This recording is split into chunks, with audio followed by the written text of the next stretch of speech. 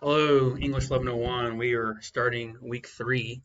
And again, I'll post this video every Tuesday. This is just a brief overview of what's in the content for each week, and then looking at due dates and other items. Okay, so let's start. Hope everybody's doing well. First of all, having a good week and moving very quickly. This is week 3. It's an 8-week term, so very quick turnaround. We are in the last week of the personal narrative section of the semester. Then we will move into starting next week, move into the rhetorical analysis part of the semester. So let's look at this week's content. And you know about the checklist at this point. This is a very, very simple checklist this week. Just, look at the content, the readings, videos, all the instruction, and then focus on submitting your personal draft, final draft by Monday. Okay, so looking at the content this week, these three links here are from the textbook, OpenStack's textbook, and I've really tried to think of sections that will help you with your final draft of your personal narrative. So especially like point of view and like, do you want to write in first person? Your narrative will have first person, but also third person. It's a mixture. So when you write a narrative, it's really up to you. I encourage you not to make it all first person, but again, that's your choice. Lots of choices in a personal narrative, but this link reviews different ways to tell your story, and then what a persona is. You can look at that and why you want to choose first person view, and then why you'd want to choose third person or second person point of view. So look at those if you're looking to create some variety in your writing from the point of view perspective. And then the others are just different writing modules or sections in the textbook. This is important, this one here, because you will switch. It is very common.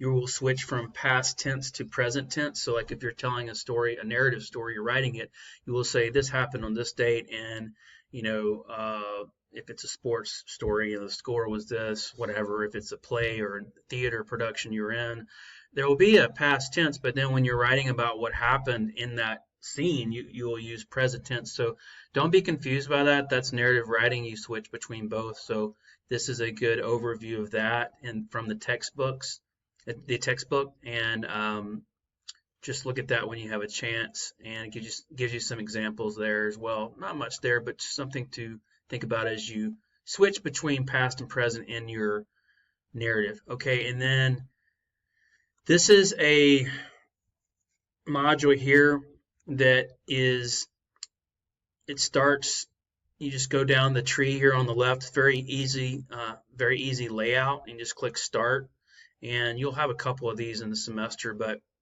let it roll through.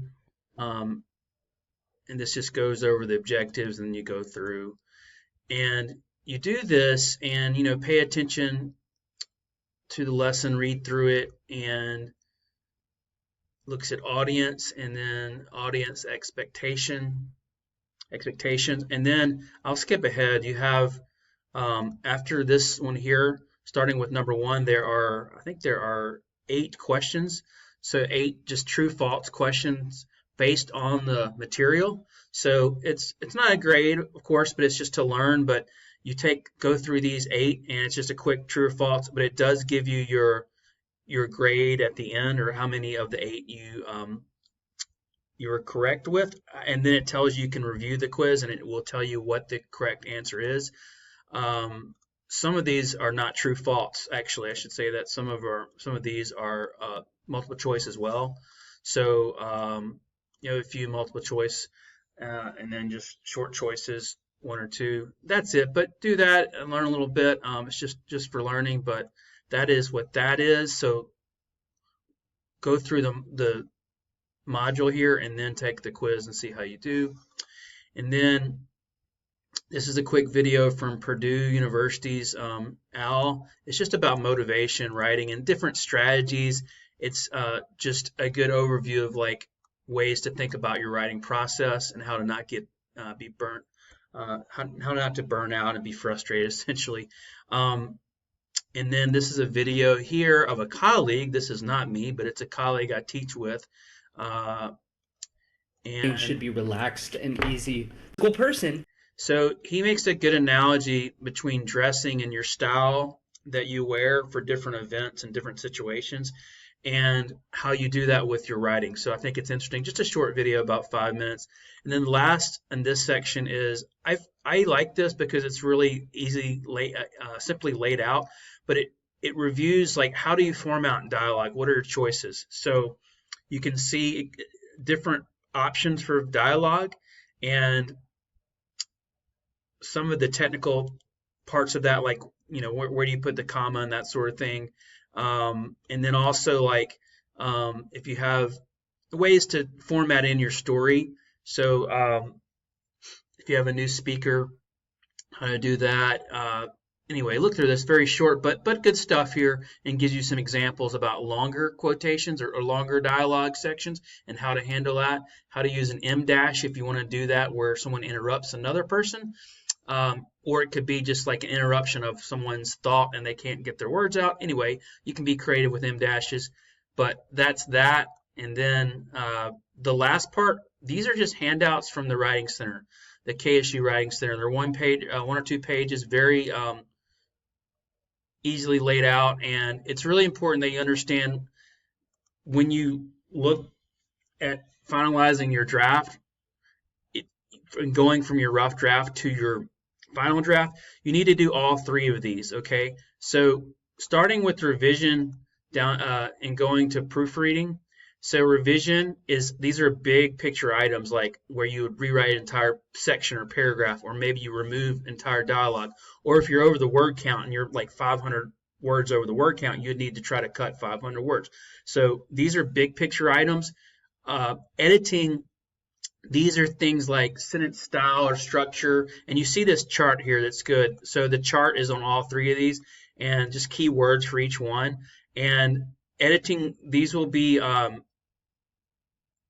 important, but not the big picture items. So like just small adjustments to sentence structure and that sort of thing. Now, if you're looking at grammar and spelling and typos, punctuation, that will actually be considered proofreading, and let your Word program do that for you. Use the spell checker and grammar checker in Word. That's a really good tool to use. And so do some yourself, obviously, but use the tools you have. The key thing is when you proofread for grammar, you don't want to do whole entire rewrites on using software. You want to have Word tell you what to do, and then you make the changes. Otherwise, it might be flagged for AI if you have an AI software like completely rewrite it for you. So don't do that. And that is it for this week. Let me know if you have any questions. Hope everybody is doing well. Remember, I have office hours today, but you also can email me if you want to meet with me. Take care.